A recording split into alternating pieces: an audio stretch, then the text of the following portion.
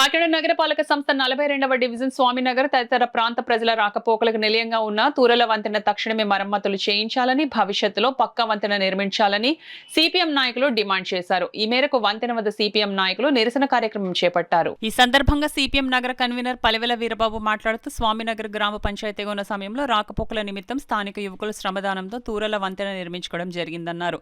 ప్రస్తుతం పెరిగిన ట్రాఫిక్ రద్దీ నేపథ్యంలో పక్కా వంతెన నిర్మించాలని సిపిఎం ఆధ్వర్యంలో సంతకాల సేకరణ చేపట్టామన్నారు. ఇప్పటికే ప్రజల సంతకాలతో కూడిన వినతి పత్రాన్ని జాయింట్ కలెక్టర్కు సమర్పించామన్నారు. ప్రస్తుతం వంతెన రైలింగ్ ఊడిపై ప్రమాదంగా ఉందన్నారు. తక్షణమే రిపేర్ చేయించాలని కోరారు.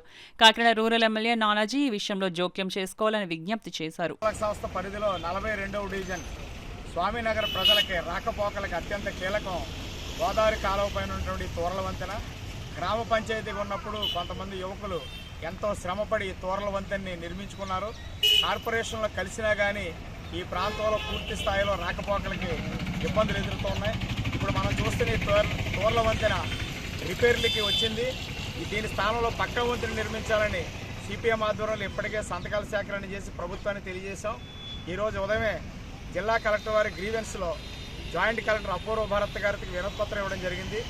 ఇప్పుడు ప్రస్తుతం వంతెన రిపేరే కాకుండా సైడ్ ఉన్నటువంటి రైలింగ్ ఇరిగిపోవడం వల్ల పిల్లలు చాలా ప్రమాదకరమైన పరిస్థితుల్లో ప్రయాణం సాగిస్తున్నారు.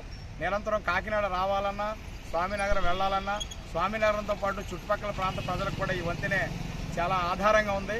కాబట్టి జిల్లా కలెక్టర్ వారితో పాటు గౌరవ ఎమ్మెల్యే గారు కూడా దృష్టి పెట్టి తాత్కాలికంగా ఈ వంతెన రిపేర్ చేయించాలని, తర్వాత పక్కాగా వంతెన నిర్మాణం చేపట్టాలని సిపిఎంగా విజ్ఞప్తి చేస్తున్నాం.